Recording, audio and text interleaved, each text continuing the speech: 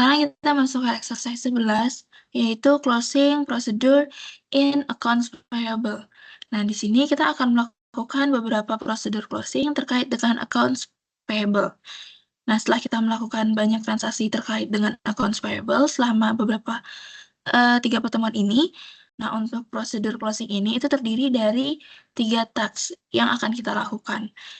Kita ke task yang pertama dulu, yaitu print balance confirmation.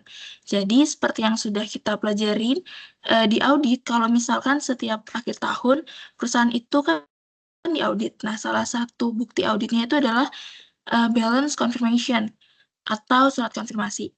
Nah, biasanya digunakan untuk mengecek apakah saldo kita itu benar segitu. Saldonya bisa bermacam-macam, ada saldo kas di bank, saldo utang, saldo piutang, dan lain sebagainya. Nah, yang kita lakukan di sini, kita akan membuat surat konfirmasi terkait sama saldo utang kita ke vendor tertentu. Jadi, di setiap akhir periode, kita akan mengirimkan surat konfirmasi ke vendor untuk memastikan bahwa total hutang yang kita miliki dan yang dimiliki vendor itu sudah sesuai. Nah, untuk langkah-langkahnya kalian bisa lihat di modul. Pertama, accounting, lalu financial accounting, lalu accounts payable, lalu periodic processing, closing, lalu check and count, terus double klik di balance confirmation print. Nah, nanti kita akan masuk ke halaman vendor balance confirmation. Terus kita klik icon get variant yang di sebelah kanan dari execute.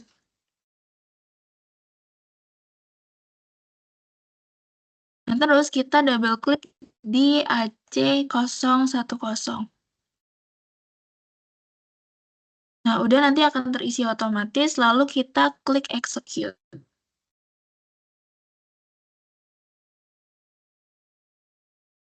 Nanti di sini akan muncul print preview dari nanti di sini akan muncul print preview dari balance confirmation kepada vendor 1000 ya. Nah, di sini kita bisa lihat nih kalau misalkan contoh surat yang nantinya kita akan kirim ke vendor kita, dan di sini dikatakan karena kita sudah mau tutup buku, maka kita minta mereka untuk membandingkan apakah open item yang kita catat itu sudah sesuai belum sama yang mereka catat di ledger mereka gitu.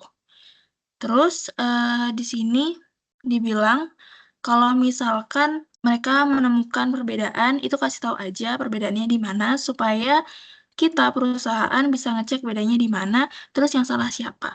Jadi nanti masing-masing vendor ini akan kita kirimkan surat konfirmasi ini untuk memastikan bahwa catatan kita ini benar. Nah, setelah itu kita bisa coba next page.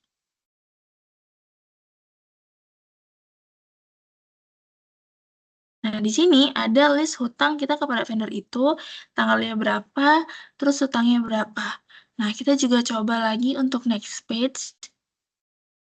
Nah, nanti kita akan ada di halaman ketiga. Nah, sampai sini aja untuk contoh balance confirmation. Setelahnya kalian bisa langsung slice end. Oke, sekarang kita masuk ke task 2, yaitu revalue forage currency. Jadi di sini ceritanya kita mendapatkan invoice dari vendor yang ada di luar negeri, di mana currency yang mereka gunakan itu berbeda dengan kita gitu. Jadi kalau misalkan kita punya transaksi terkait dengan forex currency seperti itu, maka biasanya pada saat kita melakukan closing, kita harus melakukan penilaian ulang atau revalue terhadap forex currency-nya. Jadi yang namanya kurs mata uang asing itu kan setiap harinya akan berubah-ubah ya. Jadi pada saat kita melakukan pembelian kepada vendor dengan kurs pada saat kita tutup buku itu bisa aja berbeda. Nah, sehingga kita perlu adjust ulang nilainya itu berapa. Nah, di sini di modul dibilang vendor luar negeri ini seringkali membuat invoice mereka sesuai dengan currency di negara mereka. Nah, kalau misalkan currency-nya yang mereka gunakan itu berbeda dengan kita, maka kita akan menganggap itu sebagai transaksi foreign currency yang kita akan mentranslate currency-nya itu ke local currency dengan menggunakan exchange rate. Nah, ketika kita mau mempersiapkan laporan keuangan, maka open item atau utang yang masih belum dibayar yang dinyatakan dalam mata uang asing itu harus kita reevaluasi sesuai dengan country specific requirement. Karena exchange rate itu bisa aja berbeda dengan exchange rate pada saat open item dibuat atau pada saat terjadinya utang tersebut. Nah, di sini ceritanya accounting department ini menemukan ada invoice dari vendor agensi kode kelas nomor urut ini belum diposting. Nah, invoice itu tertanggal 15 di bulan lalu. Nah, karena sekarang ini di bulan Oktober, maka kita anggap aja tanggal invoice-nya itu adalah 15 September. Nah, di sini dikatakan bahwa untungnya last posting period atau posting period sebelumnya itu di bulan September itu belum kita closing, maka masih bisa kita posting invoice ke dalam periode sebelumnya atau di bulan September. Nah, dikatakan kalau misalkan invoice-nya itu dalam USD dan tanpa ada teks sama sekali atau tax code-nya itu 0i. Nah, kita diminta untuk posting invoice dengan relevance number itu 2 kode kelas nomor urut. Nanti nominalnya adalah 5.000 US dollar dan kita akan melakukan postingnya itu adalah di last day of previous months atau di akhir bulan sebelumnya, berarti tanggal 30 September. Nah, untuk langkah-langkahnya kalian bisa lihat dari modul accounting, lalu financial accounting, lalu accounts payable, lalu dokumen entries, terakhir double klik di invoice. Nah, nanti kita akan masuk ke halaman enter vendor invoice company code 1000. Nah, di sini kalau misalkan nanti ada pop-up yang disuruh untuk masukin company code, kalian masukin aja company code-nya 1000 ya. Terus kita mau isi datanya di tab basic data. Kita isi vendornya itu adalah agensi kita. Agensi kode kelas nomor urut. Terus sesuai dengan informasi di modul, invoice date-nya ini adalah tanggal 15 bulan sebelumnya. Di 15 bulan 9 2024. Nah, untuk posting date-nya itu tadi kan dibilang posting date-nya di modul adalah tanggal terakhir di bulan lalu. Nah, berarti kita masukkan bulan lalu yaitu 30 bulan 9 2024. Nah, kalau misalkan udah, kita bisa enter 1 kali. Nah, nanti di sini akan muncul warning karena kan kita melakukan postingnya itu di bulan September ya. Padahal kita sekarang lagi di periode Oktober. Maka si SAP ini dia tuh ngingetin kita nih, sekarang udah di bulan Oktober, tapi kamu mau posting di bulan September. Jadi benar atau enggak gitu. Karena emang kita benar, maka kita bisa enter 1 kali supaya warningnya hilang.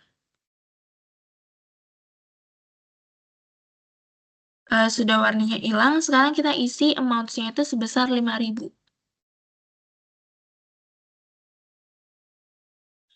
Terus currency-nya kita ganti jadi USD. Ini kalian ketik aja. Terus tax code-nya itu diganti menjadi 0i atau input tax 0%. Karena tadi di modul dikatakan tanpa adanya pajak atas pembelian. Kalau udah, terus kita isi reference-nya. Tadi kan di situ disuruh reference-nya itu adalah 2, lalu kode kelas kita P, nomor urut kita masing-masing. Nah, ini dibuat supaya memudahkan kita mengecek siapa yang sedang mengerjakan transaksi ini. Terus, kita pindah ke tab Details. Nah, kita di sini diminta untuk mengisi bisnis area. Kita isi bisnis areanya masing-masing, B kode kelas, nomor urut. Setelah itu, kita pindah ke tab Local Currency. Nah, di exchange rate-nya kita ganti jadi slice 2. Kalau misalkan udah, kita bisa enter satu kali. Dan nanti di sini kita akan ada warning. Nah, kita enter satu kali lagi supaya warningnya hilang. Kalau misalkan ada lagi, kalian bisa enter lagi. Nah, kalau warningnya udah hilang dan kita lihat di sini, kalau amounts-nya itu sudah berubah. Di sini amounts-nya yang USD itu adalah 5.000 dan amounts in local currency-nya itu adalah 2.500 euro. Nah, kenapa? Karena di sini kan rate-nya itu adalah per 2 ya. Yang artinya 1 euro itu adalah 2 USD. Maka dari itu 5 euro itu kalau dibagi 2 itu adalah 2.500 euro gitu. Kalau udah, kalian bisa isi GL accounts-nya. Pastiin dulu kalau di sini udah with center ya, with cost center. Nah, isi GL accounts-nya itu 470000 4 kali, di debit, terus amount in dokumen currency-nya itu 5.000. Terus untuk teksnya pastikan 0 iya. Terus cost center-nya kita sesuaikan sama kelas dan nomor urut kita masing-masing. Nah, kalau misalkan kalian ragu sama cost center-nya, kalian bisa lihat di Excel kalian masing-masing. Nah, kalau misalkan udah, dengan cost center-nya kita bisa enter satu kali. Nah, kalau misalkan ada warning, kalian bisa enter lagi satu kali. Nah, di sini kalau misalkan kalian lihat sudah hijau, lampunya artinya transaksi ini sudah balance dan sudah sesuai, maka kita bisa posting.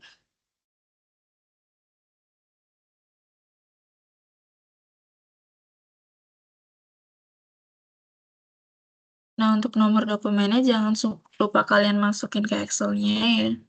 Oke, kalau udah kalian bisa langsung slice N. Oke, kita balik lagi coba ke modul yang bagian sini. Nah, di sini ada carrying out the forex currency valuation untuk vendor agensi kode kelas nomor urut. Jadi, di sini kita melakukan penilaian kembali terhadap mata uang asing untuk transaksi dengan vendor agensi ini. Maka, kita bisa lakukan background processing. Untuk langkah-langkahnya, kalian bisa ikutin di modul. Pertama, accounting, lalu financial accounting, lalu accounts payable, periodic processing, closing, evaluate, lalu double klik di forex currency valuation of open item yang ada new-nya ini ya teman-teman. Nah, nanti kita akan masuk ke halaman forex currency valuation. Nah, di sini kita klik get variant di samping kanan execute.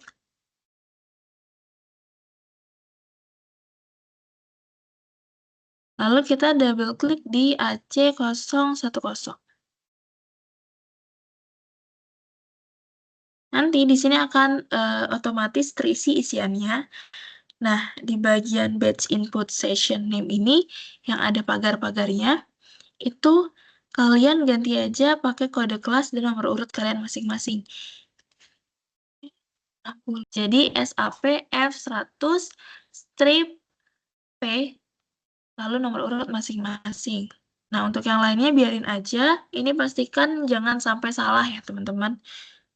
Setelah itu, kita pindah ke tab Open Items. Nah, di sini juga ada bagian vendor, itu ada yang isi pagar-pagar. Nah, ini kalian ganti dengan kode kelas dan nomor urut juga. Jadinya agensi, kode kelas, nomor urut agensi, P, nomor urut masing-masing. Nah, make sure ini udah benar, kalian isi, terus di postingnya juga udah SAP F100, strip kode kelas nomor urut, nanti kalau misalkan udah, kalian bisa klik execute.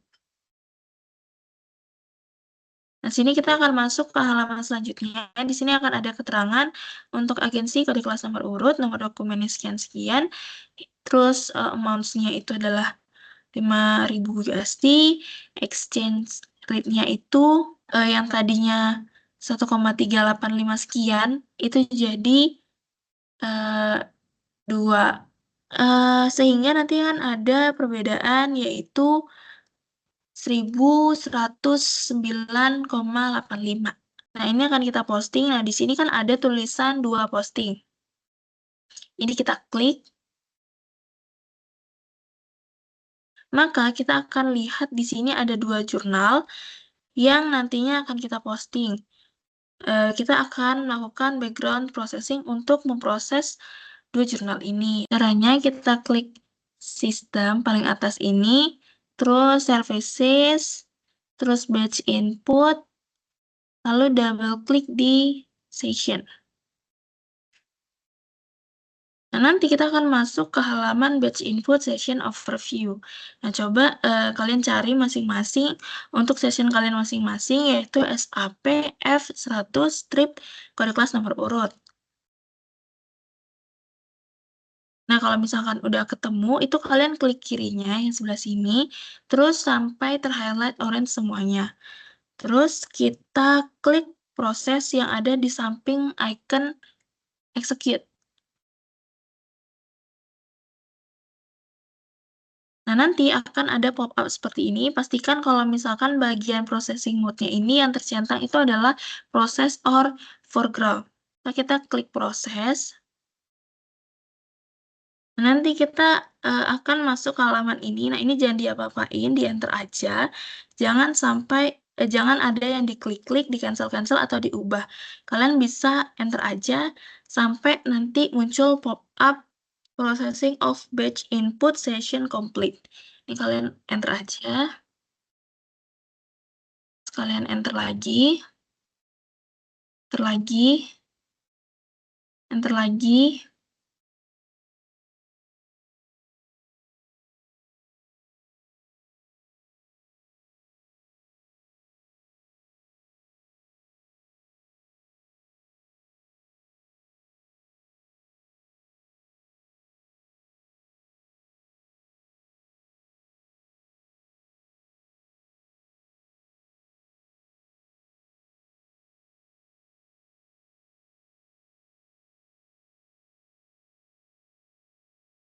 Nah, nanti akan ada muncul pop-up information processing of batch input session complete. Nah, kita klik exit batch input untuk kembali ke SAP Easy Access. Nah, kalau misalkan udah selesai untuk proses valuasi currency-nya, berarti untuk tax 2-nya ini udah selesai. Sekarang kita masuk ke tax 3, yaitu regroup accounts payable. Nah, di sini dikatakan bahwa beberapa negara itu punya regulasi di mana mereka diminta untuk mengurutkan AP dan AR-nya itu sesuai dengan remaining term atau sisa waktunya. Nah, karena company code kita itu letaknya di Europe, sementara memang Eropa itu ada peraturan seperti ini dan di SAP juga menyediakan fitur seperti ini, maka kita akan melakukan regroup accounts payable. Jadi kita akan mengelompokkan akun payable itu sesuai dengan jangka waktunya. Yang pertama, kita diminta untuk post invoice dengan jangka waktu 2 tahunnya dulu. Jadi kita posting invoice dengan nomor referensi 3 kode kelas nomor urut dengan nominal 6.000 euro. Untuk vendor agensi kode kelas nomor urut, terus teksnya itu adalah 0i, terus accounts-nya itu adalah 470000. Nah, kita diminta untuk memasukkan invoice dan posting date-nya itu adalah di tanggal 15 bulan sebelumnya. Berarti kita memasukkan di tanggal 15 September 2024. Dan kita akan memasukkan nanti cost center-nya itu. Untuk langkah-langkahnya, kalian bisa lihat di modul. Yang pertama accounting, lalu financial accounting, lalu accounts payable, lalu document entry, yang terakhir double klik di invoice. Nah, nanti kita akan masuk ke halaman enter vendor invoice company code 1000. Kalau misalkan nanti kalian masuknya itu diminta untuk masukin company code 1000, itu kalian isi aja ya company code-nya 1000. Terus kita langsung aja mengisi kolomnya di teks basic data dulu. Kita isi vendornya itu adalah agensi kita masing-masing, agensi kode kelas nomor urut, habis itu invoice date-nya itu adalah tanggal 15 bulan sebelumnya, yaitu 15 September 2024. 15 September 2024. Dan untuk posting date-nya itu juga sama ya, 15 bulan 9 2024. Lalu kita bisa enter satu kali. Nah, di sini kan ada warning, kita enter satu kali lagi. Habis itu kita isi amount-nya 6.000. Untuk currency-nya itu udah benar, euro, terus teksnya itu kita ganti jadi 0i atau input text 0%. Habis itu reference-nya kita ganti jadi 3, lalu kode kelas kita P, lalu nomor urut kita masing-masing. Oke, kalau misalkan udah, kita pindah ke tab payment. Nah, di sini kita ubah payment term-nya jadi ZB99. Kita cari di kotak putih ini, kita double klik di ZB99 yang plus 24/1 net. Yang artinya, jangka waktu pembayaran itu adalah 20 bulan ke depan atau 2 tahun. Habis itu kita pindah lagi ke tab details. Nah, kita di sini diminta untuk mengisi bisnis area kita. B, kode kelas kita, lalu nomor urut masing-masing. Nah, kalau misalkan udah, kita pindah ke bagian bawah. Di accounts kita isi 470000. Kosongnya 4 kali. Terus di sebelah debit, lalu amounts-nya itu adalah 6.000. Cost center-nya kita isi CC kode kelas nomor urut. Jangan sampai salah, terus kalau misalkan udah kita enter satu kali. Nah, ini udah balance. Kalau misalkan udah balance, kita bisa klik pause. Nanti akan ada nomor dokumen yang harus kalian catat.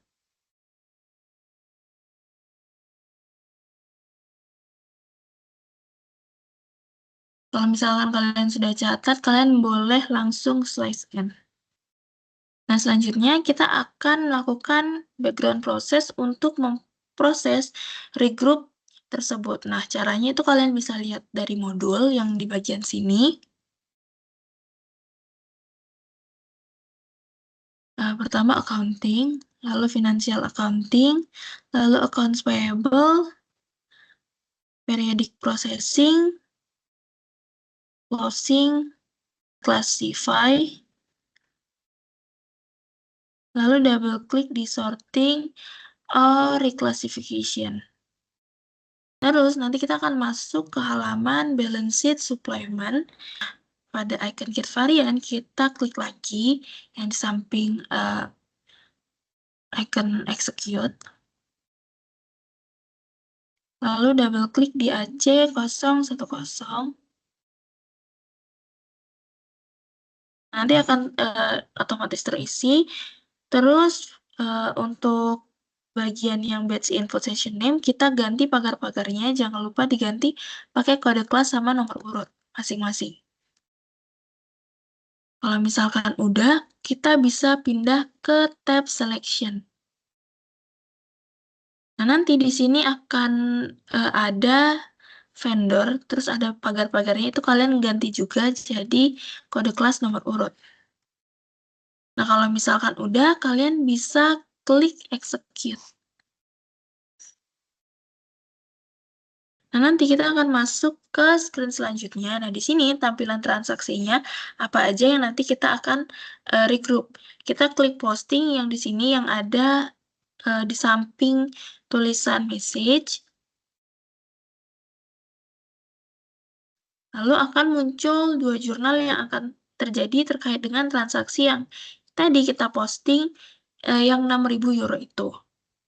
Lalu kita langsung lakukan background processing aja.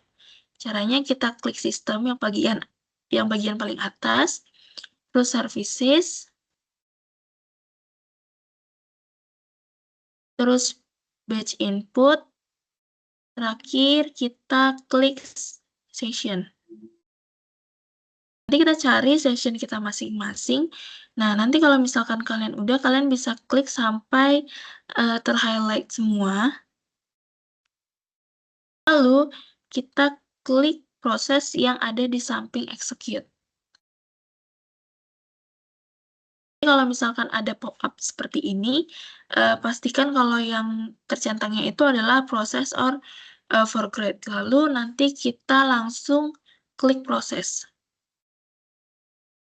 Nah, ini sama kayak tadi, kalian enter-enter aja sampai muncul pop-up processing of data input session complete. Nah, kalian enternya itu pelan-pelan aja ya, jangan sampai kelewatan.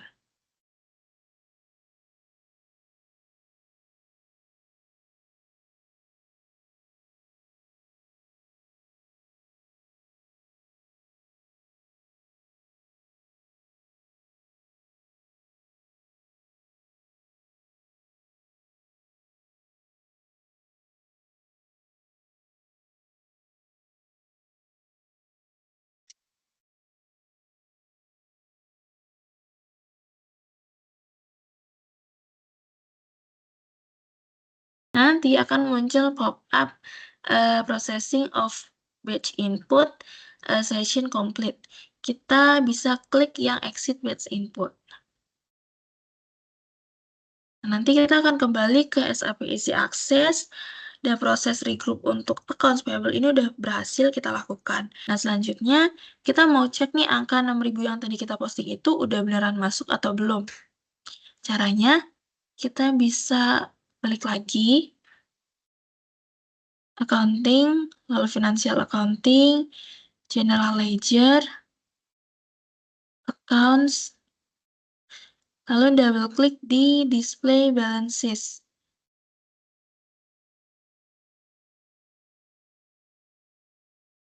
Nah, nanti kita akan masuk ke halaman GL Accounts Balance Display.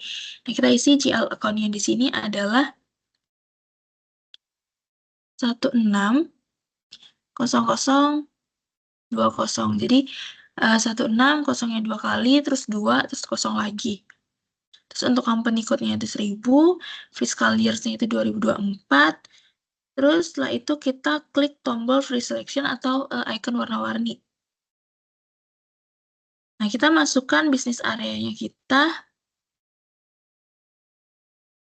B kode kelas nomor urut. Setelah itu kita back 1 kali. Nah, kalau muncul pop-up seperti ini, kita klik yes. Nah, di sini ada keterangan kalau misalkan satu aktif. Kalau misalkan udah, kita bisa klik execute. Nah, di sini terlihat kalau angka 6.000-nya itu udah masuk ke balance display GL account kita. Nah, di sini ada 6.000 di kredit dan ada 6.000 di debit. Nah, kenapa sih kok tampilannya beda periodenya?